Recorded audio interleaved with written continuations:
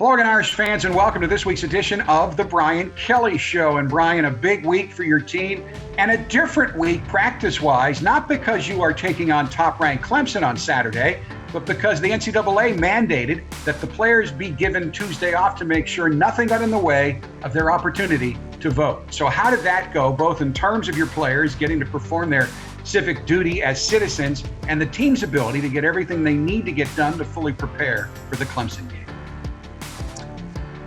Well, I think in concept, it was a great idea by the NCAA. The only problem is that, our entire team had already voted by absentee ballot. Nobody lives in this area code. So, for us, I think we had close to 90 of 114 players already vote by absentee ballot.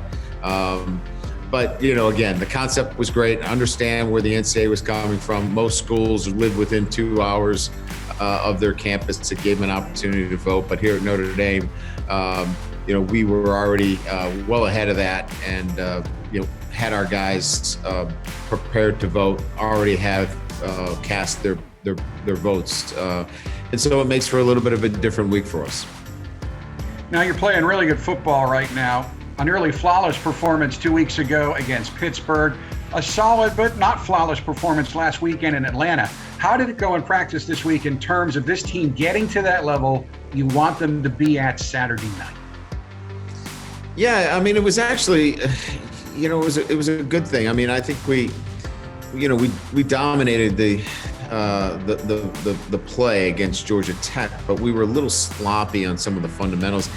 And I think our guys are trying a little bit too hard to work on their identity instead of really focusing on some of the fundamentals. So this was a week that we spent much more on the fundamentals and getting back to some of the basics that we've been really good at, and quite frankly. So fundamentals, focusing on details, and that's been, our calling card. So, I think that the guys really understood that if we get back to those things and then continue to play towards our identity, one that's easily within our reach, then we're a better football team than we were last week.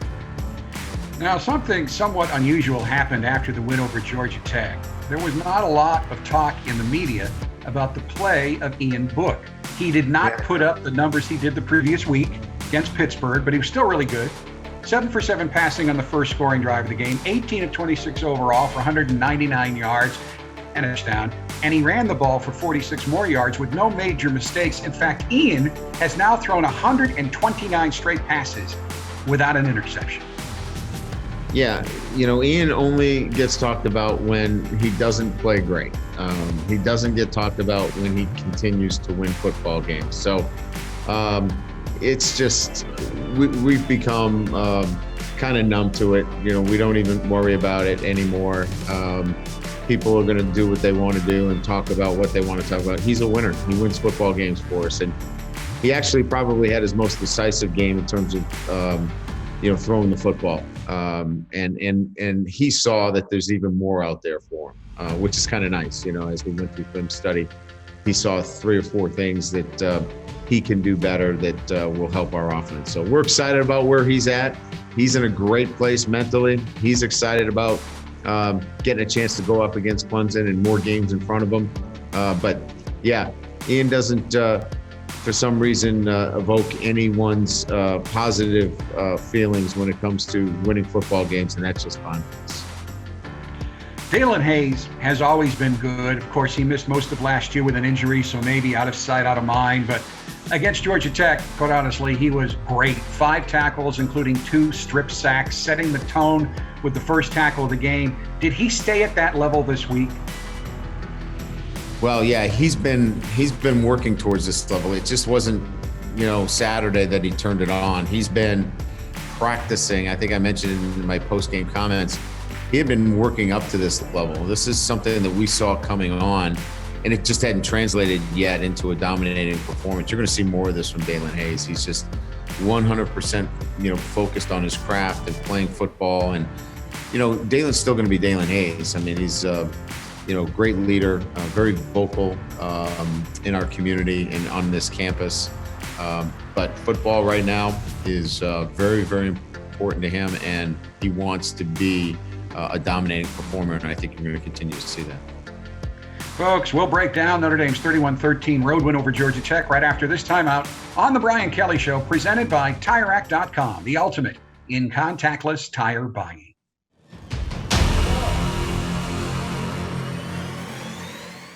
It's time now for our game breakdown, brought to you by Canon. Coach, you opened the game against Georgia Tech with a not flawless, but very balanced scoring drive. 8 rushes for 42 yards, 7 passes for 49 yards, with 4 third down conversions. It was a great way to start the game. We started fast, and with the first drive of the game ending up being a touchdown. And I think just the way that we drove the football all the way down the field, using all those plays, I think sent a strong message that Georgia Tech was going to have a hard time stopping us today. And the touchdown came on an 8-yard rollout pass from Ian Book to Joe Wilkins Jr. Book was 7 for 7 passing on the drive. Couple things. Number one, I thought that he was definitely much more efficient in getting the ball out. His first and second options were covered. He waited for Joe to uncover on the backside and threw a great ball on the move. So a great way to finish off the drive. Now you're driving for your second straight touchdown on your next possession when Kyron Williams fumbles in the red zone and Tech returns it for a score, but you stick with Kyron and he picks up 21 yards on 3 carries on your next drive, including a 2-yard touchdown run. Our guys clearly understand that those are the things that we've got to eliminate from our game, but I did like our response, and that was the most important thing. And the biggest play on that touchdown drive was a 21-yard gain on a reverse by Chris Tyree, who averaged 9+ yards per carry on 5 carries in the game. We had set the play up quite well. I thought it was well executed, well timed in its play call. Tommy Trumbull did a great job out on the perimeter blocking. Joe Wilkins did a great job blocking. We had guys downfield doing a really good job of setting that play up. And I love the way Chris Tyree finished the run as well. I mean, it was a physical way to, send an exclamation point to the kind of run that he had. Now, you dominated the first half statistically, but you start the second half leading just 17-7, and Tech is driving until, on a first down play from the Irish 27-yard line, Dalen Hayes comes up with a strip sack that ends Tech's best chance at an offensive touchdown to that point in the game. Yeah, it was a big, like I said, there were some, key plays and key moments in that game that I think were good for our football team in a sense. They needed, a couple of, I think situations that required them to step up and show some resolve, and they certainly did there with the big play and the fumble recovery. So, getting that and then again responding, which I thought was really, really key there, that our offense took the ball down and scored and then made it a 24-7 game. I think it changed the whole complexion of the football game. And the big play on that drive was a 31-yard pass to Javon McKinley to the Tech 13-yard line. The one thing about Javon, you still got to get him down on the ground. He's a big-bodied guy that's tough to tackle. So he had not only the catch, but, he had yards after the catch as well. Now, the game is still not wrapped up when Tech is driving again later, down 24-7, but first Dalen Hayes and then Sean Crawford come up with 2 of Notre Dame's 5 sacks on the day, which forces the Yellow Jackets to settle for a field goal attempt, which is no good. Our guys have been great in the red zone, keeping them out of the end zone. I think we're one of the best teams in the country in terms of red zone defense. And, we forced them to a field goal, and, our guys did a great job, and obviously Georgia Tech missed the field goal. Now your offense quickly turns that defensive stop into another touchdown with the big play, a 34-yard pass to Javon McKinley on 3rd down and 8 to the Tech 38-yard line. You were an impressive 10 of 15, as you mentioned earlier, on 3rd down in the game. Drive ends with 4 straight runs from Georgia native Sibo Fleminster, including a 3-yard touchdown run to give you a 31-7 lead. Fleminster also ran well in the game, picking up 62 of your 227 rushing yards on the day, an average of just over 5 yards a carry, which matches your season average coming into the game, meaning this rushing attack has been a consistent and effective weapon for you throughout the season. Yeah, it's been a consistent running attack. It's been one that we've stayed with. Again, I think that's important to note too, Jack, is that we don't get scared away because we've had a couple of plays that didn't get us the yardage necessary. We have stuck with it, and I think Tom's done a really good job of being patient with particular plays and staying with them and finding that success in the second half. So the Irish pick up their 6th win of the season by the score of 31-13 over Georgia Tech to extend the nation's longest winning streak to 13 games. Coach Kelly will break down a number of the biggest plays from the Fighting Irish win in Atlanta when we return on the Brian Kelly Show, presented by TireRack.com, the ultimate in contactless tire buying. It's time now for Irish Intel, sponsored by the experts at TireRack.com. This is where we let Coach control the video and get into the X's and O's of why a play worked. Coach, our first play this week is Ian Book's 8-yard touchdown pass to Joe Wilkins Jr. that opened the scoring. Yeah, this is a traditional play-action pass boot where we're pushing the ball to the perimeter, and we find Joe Wilkins in the back of the end zone. Now, you can see as we're rolling out to the right, the primary receivers, which will be, in this instance, the tight end and Kyron coming out of the backfield. Both of them get covered. But as Ian continues to push the perimeter, he opens up a lane for Joe Wilkins to slide into in the back of the end zone. And that's really the primary receiver right there, and does a great job finding him. Joe comes all the way from the backside, and a nice finish to a great drive. Coach, our final play occurs in the third quarter with Georgia Tech snapping the ball on first down from the Notre Dame 27-yard line, and Dalen Hayes ends that scoring threat with a big strip sack. Well, this is a interesting play for Dalen because they've gone to split backs to shore up their protection.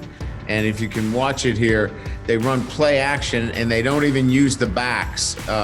They had used both backs to chip the defensive end, but on this one, they use play action and they leave the right tackle one-on-one with Dalen Hayes. And not a good idea. Dalen Hayes was too good today. He uses a rip technique on the tackle, does a great job getting the ball out, and Myron is right there to get on the fumble, and just a really big play for us in a key time in the game. Thank you, Coach, and that will do it for this week's Irish Intel segment. Coming up, Bill Reese will join me to give us a scouting report on the top-ranked Clemson Tiger team the Irish will host this weekend. This is the Brian Kelly Show, presented by TireRack.com, the ultimate in contactless tire buying.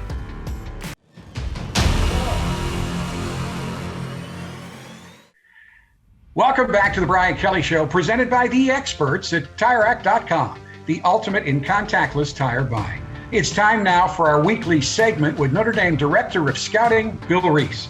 Bill, let's begin this week with a young man who came in as a 5-star recruit, has always been good, has had some injuries, but last week came up with the best game of his career. I am, of course, talking about defensive end Dalen Hayes, who had 5 tackles in the Georgia Tech win, all of them significant, including 2 strip sacks, which counted as tackles for losses of 14 yards and a quarterback hurry.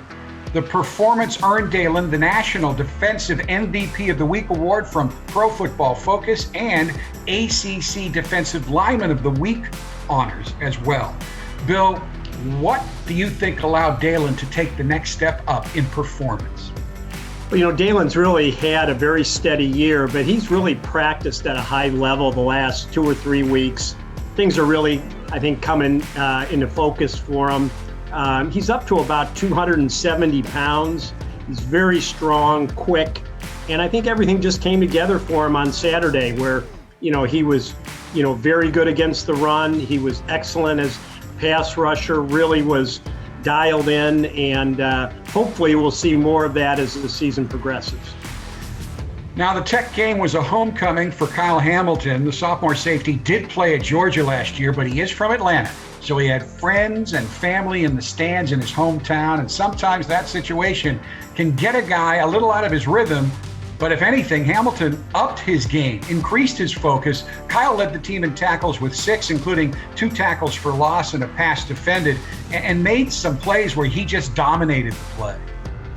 Well, he has that kind of ability to dominate. And the thing about Kyle, he's still very young. He's still playing in his second year of college football, and it just amazes people watching him day in and day out how easy he can make things. And he is a force versus the run, tremendous in coverage, and a tremendously bright, high football IQ.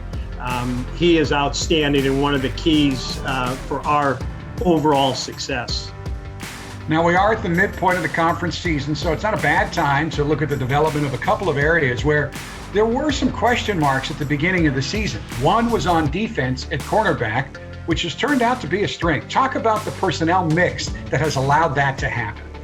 Well, Coach Mickens has done a great job coming in here and coaching these guys up. And Bracy and McLeod have really gravitated towards Coach Mickens and his style of coaching. And he has really developed that room to a spot now where we think it's really a strength, not only this year, but down the road. A couple of backups that have played really well have been Lewis and Cam Hart. Both those guys are young, but very talented, very instinctive players. And there's some other young defensive backs in there that have really, or in that room that have done very well and, really bodes well for the future. Now, on offense, everybody knew you had an outstanding veteran quarterback coming back and an outstanding veteran offensive line, which normally would lead to the assumption that you would have a potent rushing attack. But there was a question about who would or could step up to be the dominant back or backs. Not only has Kyron Williams stepped into the number one role, but in Chris Tyree and Sibo Flemister, you have three quality guys who are very productive on the field. They've been fun to watch. All three have a little bit of different styles. Kyron is a excellent make you miss, runs very hard, finishes runs very aggressively. And Tyree has been a pleasant addition. He has great speed, can really run those sweeps, and has really soft hands. And Sibo is probably our toughest back. When we need tough yards, when we need inside running, he isn't going to be denied. He's going to get extra yards. He pushes the pile. It's a good three-headed monster, so to speak, there in the running back room. Now, headed into this weekend's Clemson game, some Notre Dame fans are concerned about the fact that Kevin Austin Jr. and Braden Lenzy will both miss the game with injuries. If you were putting together the game plan to defend Notre Dame, what would your evaluation be of the current Notre Dame receiving corps? Now, I'm not asking you how to stop them. We're not trying to give Clemson any help here. Just talk about the skill sets of Notre Dame's receiving corps. I really like our receivers in terms of their ability to push upfield. They're smooth. They have good size, good strength, and deceptively fast. McKinley, Skoranek, Avery Davis, all three of those guys can really run. There's been a little bit of a lag with, missing practices, guys being hurt, just no spring practice. So some of the timing hasn't been maybe as crisp as it will be now as we kind of get into the meat of the schedule. And, I think going back to Pitt, you started to see some of that timing, and you saw a real good game from Avery Davis this week. So they're really coming into their own, and it's really a talented room. And, I expect them to show up and play well as the season continues.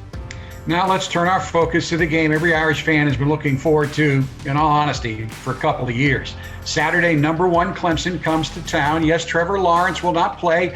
Yes, Clemson's a little banged up on defense. And yes, in my layman's eyes, they are still by far the best team in the country. Sometimes I try to guide you in one direction or the other to start your scouting report. Bill, I don't want to do that today. As you put your scouting report together, what jumped out at you about Clemson?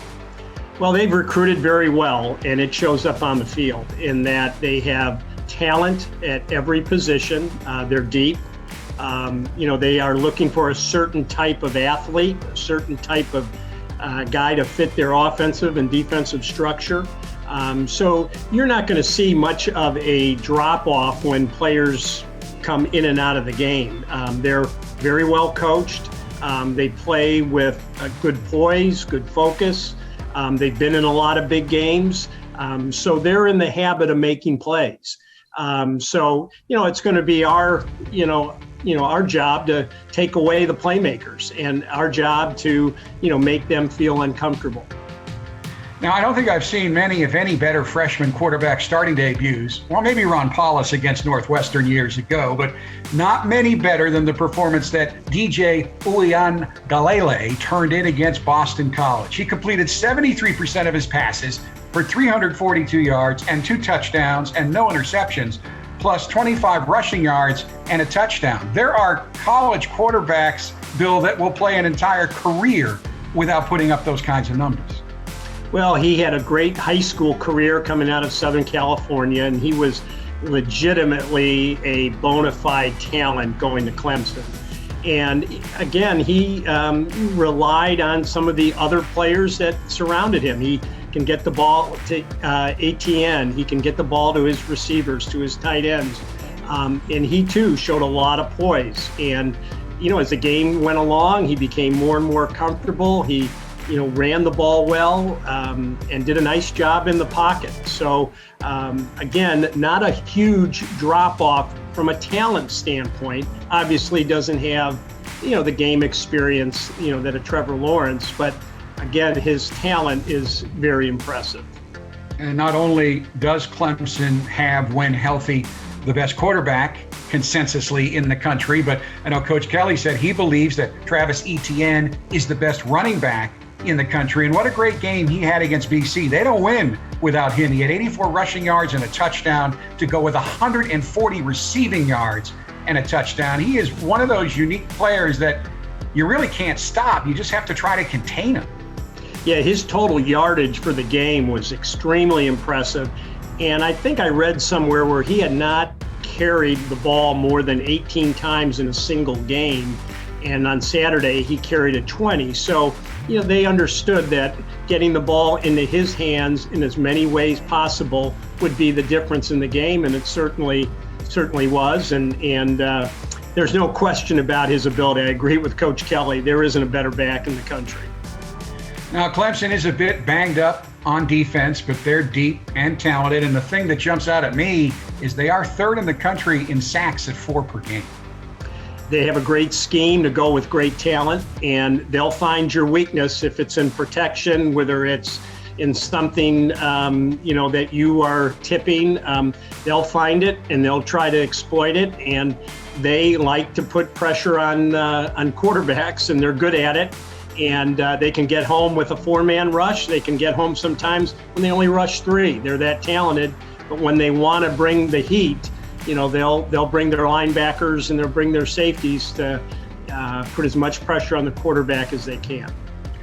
Now, Bill, I want to read some numbers here. I want to give the fans some perspective on the respective defenses that they will see on the field on Saturday at Notre Dame Stadium. Now, I know you know all these numbers, but I'm not sure everybody at home does. Heading into the game, Notre Dame is 8th nationally in rushing defense, Clemson 15th. Notre Dame is 7th nationally in passing efficiency defense, Clemson is 9th. Notre Dame is 6th in total defense, Clemson is 7th. And Notre Dame is 4th in scoring defense, Clemson is 11th. Bill, this is a very good matchup. And on defense, the numbers actually favor Notre Dame. Well, both offenses are going to have their work cut out for them. There's no question about it, because these are 2 outstanding defenses. And, they do it the right way. Very good against the run. They're going to take away the running game. Very good pass defense efficiency. And really, both teams play the ball well. Don't let things get over their heads and prevent big plays. So 2 outstanding defenses, no question about it. So, Bill, what are your keys to a Notre Dame win? Well, it's like any game. You're going to have to, be able to secure the ball. You got to, avoid turnovers, and you're going to have to create some, and just be very sound in what you do and stick to what you do best. And I think we're going to stick to what has gotten us to this point: a very good mixture on offense and a very sound, very just well-coordinated defense with guys in positions to make plays. Bill, I love our conversations every week. Thanks for the time. Good luck this weekend. Thanks, Jack. Appreciate it. Coming up, Coach Kelly will take over the airwaves for his weekly chat with a former Irish player. And today's guest is former Irish star defensive end Khalid Kareem, who is now a member of the Cincinnati Bengals. This is the Brian Kelly Show, presented by TireRack.com, the ultimate in contactless tire buying.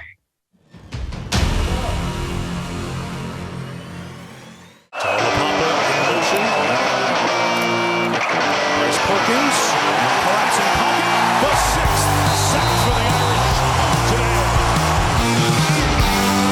today. What's up, Coach? How you doing?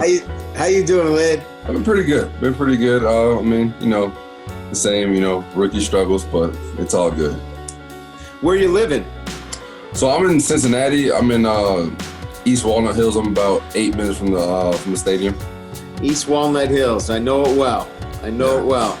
Hey, do they have a steak named after you yet at Jeff Ruby's? No, honestly, I haven't been able to get to Jeff Ruby's yet. Hey, listen, I'm telling you what, I had a steak named after me. So you're big time. I was the man in Cincinnati, Lid. They don't tell you that? Oh, I hear it all the time. Oh, yeah. Hey, your boy balled out last weekend. Yeah, I saw that. It was really nice to see. It's nice to see it come into fruition. So he got the game ball, so it was pretty good. Oh, yeah. And he knew all the words to the fight song, which was awesome.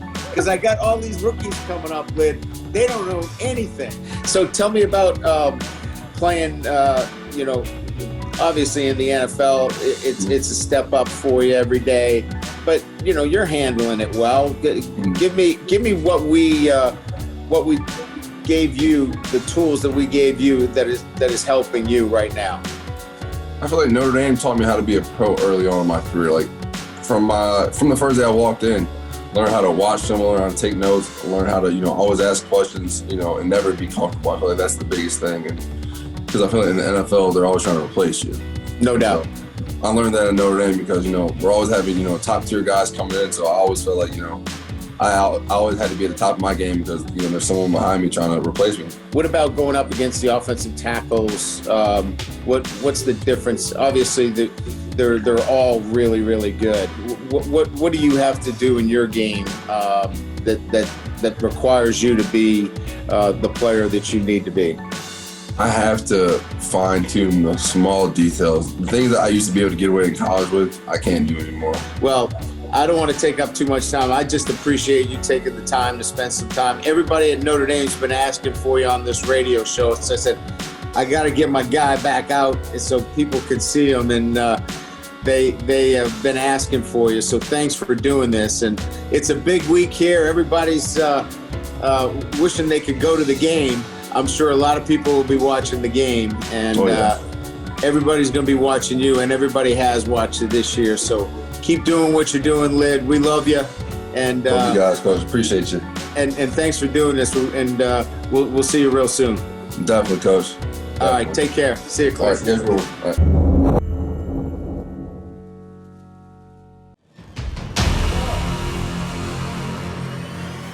It's time now for this week's edition of Irishography, presented by Gatorade and hosted by Fighting Irish Media's Sydney Sims. This week, Sydney talks with Notre Dame tight end and Georgia native Tommy Tremble. Rally to me would mean rallying for your brothers. Sticking together, being there for each other. How would you describe your friendship with Eric? Are you guys like brothers? When I think of Eric Habelow, I think, my brother. That's my homeboy. We've been best friends my whole life. We'd all grow up like playing tag, roughhousing, wrestling, anything you can imagine. And we just played like regular boys. And I just love talking with him. He's a great person, always fun to be around. He's down really to do anything. He's not afraid of anything too. So I just love being around him. 1st and 10, Ian Book looking end zone, touchdown, Tommy Tremble. Become a big factor in this offense. Now that you guys are apart, how is your bond with you being here at Notre Dame? The one thing I'm happy we can always bond on is he loves watching Notre Dame games. He's always watching it with his dad, wearing my jersey, screaming, "Go Notre Dame," every time. And that's one way I just can still be connected with him now. So not only does Eric watch you on TV and watch Notre Dame, he's actually been to a couple of games. Can you talk about the 2019 Louisville matchup? The Louisville Notre Dame first game of the season, everyone had to go. It was gonna be my first collegiate game, so my entire family drove up, his entire family drove up. Seeing them in the stands, it was pretty awesome. After I scored, I was able to see them from the field, and they were jumping up and down. My sister was going crazy. Them being at that first game was pretty special. How has your friendship with Eric shaped your career path and what you want to do? Next semester, I'm aligning some classes to get into the special needs workforce. How does Eric inspire you? What he's done to my life is just opened up a whole new world of what it means to have special needs and disabilities, and not just that defining them. They can be whoever they want to be, and you don't have to treat them any different because of it. That's my brother for life. That's one thing I know.